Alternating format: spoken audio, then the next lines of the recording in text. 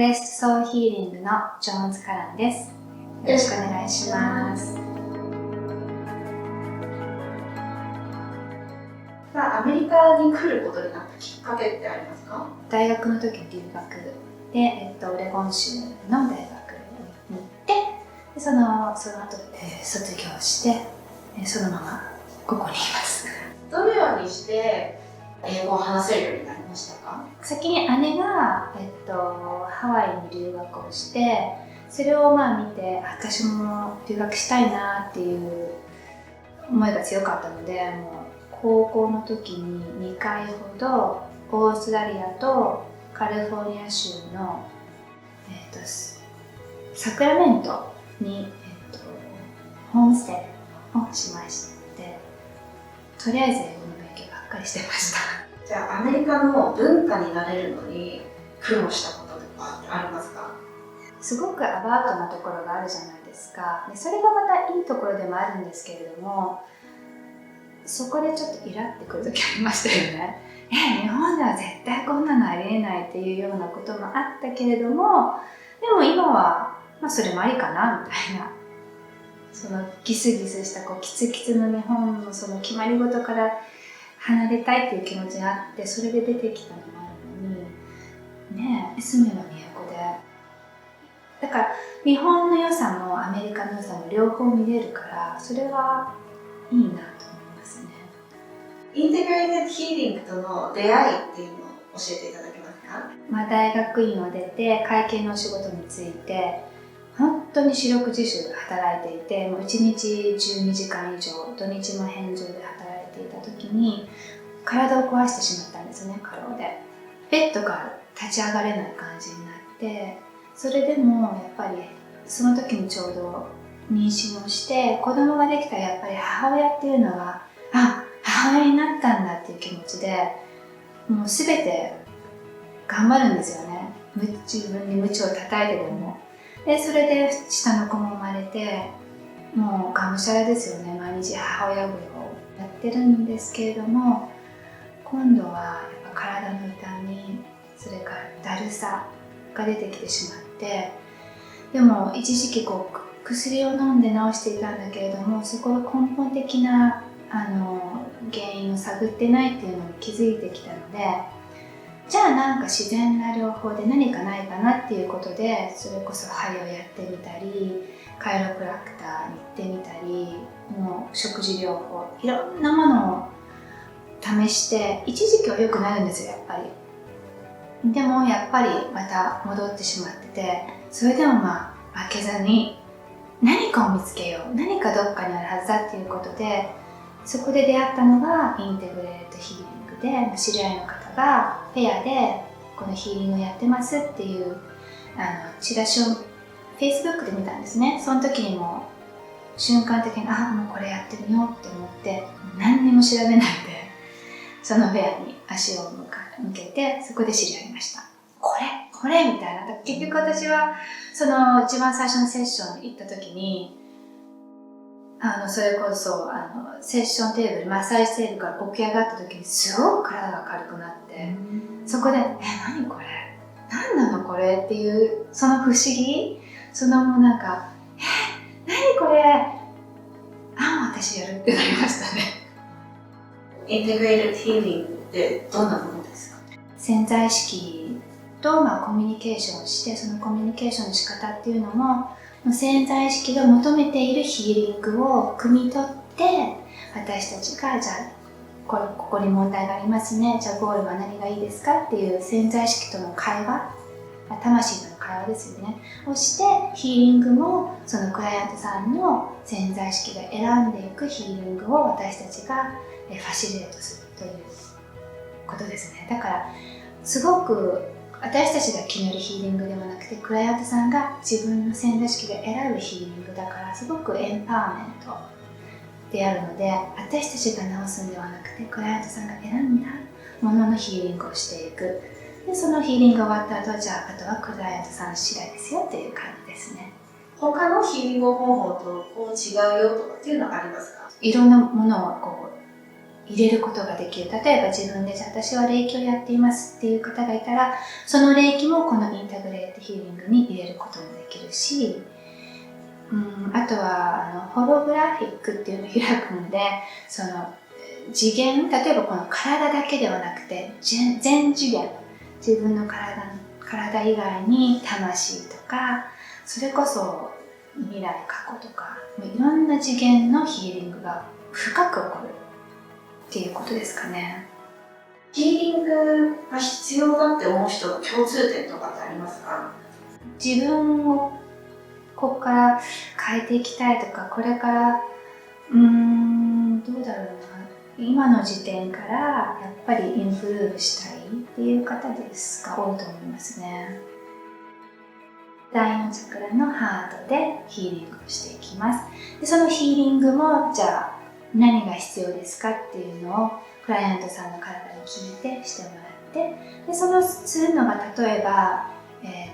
カードからのメッセージが来たりするんですね。でカードを引いて、こんなメッセージがありましたよっていうのをクライアントさんに見てもらって、で何かありますか、なんか分かりますかみたいな、そこでハッとかされる方もいますし、しっくりこないっていう時もあるんですけれども、そういうカードが出た場合は私は大体写真を撮ってもらって、後ほどゆっくり見てくださいという形になります。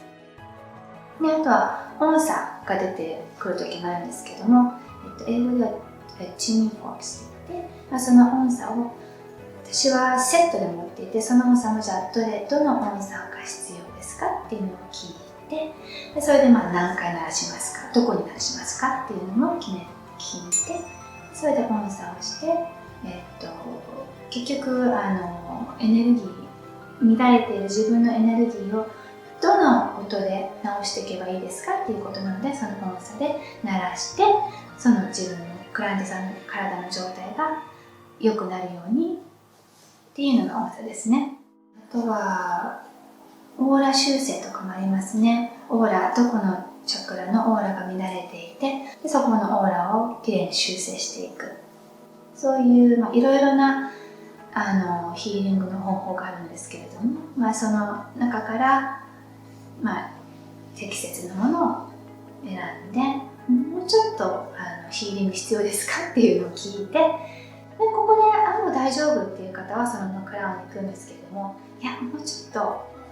欲しいですっていう時はもうちょっと他のヒーリングを、お守りみたいな感じで、じゃあもうちょっと背中を押してあげるよっていう感じでヒーリングをする場合もあります。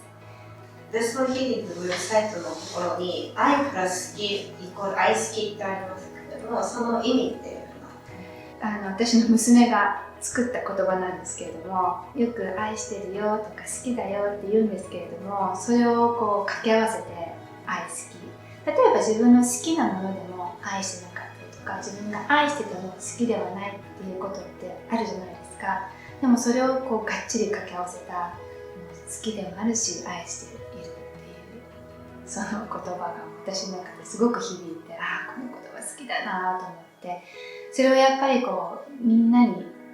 感じてほしい、自分のことを愛好きになってほしいっていう気持ちで、させていただきました。クライアントさんといろいろ接してきてて、よく聞くフィードバックとかってありますか？元気をもらったとか、やっぱりこう希望が見えたとか、すっきりした。一番記憶に残っているクライアントさんとのエピソードとかありますか？しっくりこなかったっていう方もいるんですよね。なんかこんなもんだったんだって言ってる方がいて、でもそのセッションが終わった後になんか頭が痛いとか言い出して、それは多分きっとこう気の流れを変えているので、やっぱり私たちっていうのはエネルギーじゃないですか。そのエネルギーを調整することなので、その気の流れが変わっていることで本当に頭が痛くなってしまったり、眠くなってしまったりで、その寝てる間に潜在意識を書き換えるので、その潜在意識だから眠くなっちゃう時もあるんですよね。だからすごく眠かったっていう方もいるし、だからその方は頭が痛いって言い出して、じゃあお水をいっぱい飲んでくださいねって、今日はなるべくいっぱい寝てくださいねって言って、その次の日にすごいすっきり目が覚めましたって、心もなんかすごくすっきりしましたっていうのがあるので、そのヒーリングが統合されるっていうのはやっぱりクライアントさん次第なので、すぐに結果が出る方もいれば、やっぱり何週間何ヶ月かかかってしまう方もいる。なぜかっていうのは、やっぱり潜在意識っていうのは自分の意識、潜在意識よりももっと自分のことを知っていて、先の情報を汲み取っているので、だからなんか面白いなって思いましたね。一番実感する喜びとか変化って自分自身で感じるものってありますか？で、考え方が変わったし、すごく視野が広くなったし、前向きにすごく人生を生きられるようになった。本当に全てはエネルギーなんだなと思い知らせるような、いろんな今までだったら考えられないような不思議なことがいっぱい起きたりとか、でもやっぱり自分の気持ち、自分の持ち方、いろんな、例えば辛いことがあっても、いやでもこれはきっと何かいいことに変わるとか、何かここで学びがあるんだなとか、やっぱり心の持ち方が変わったっていうのはすごく多いですね。次のステップとか今後の展開みたいなのってありますか？今やっているのはオンラインでのヒーリングをこのコロナだからやろうと思っていて、やってるんですけれども、そうしたらやっぱり逆に私の住んでいるカリフォルニアのオレンジカウンティ内だけではなくて世界中に広まるかなと思って、いろんな方に知ってもらうことが先ですよね。それでちょっとでも興味があったら連絡いただいて、いろんな方とつながれたらいいなと思ってます。本日は楽しいお話聞かせていただきありがとうございました。ありがとうございました。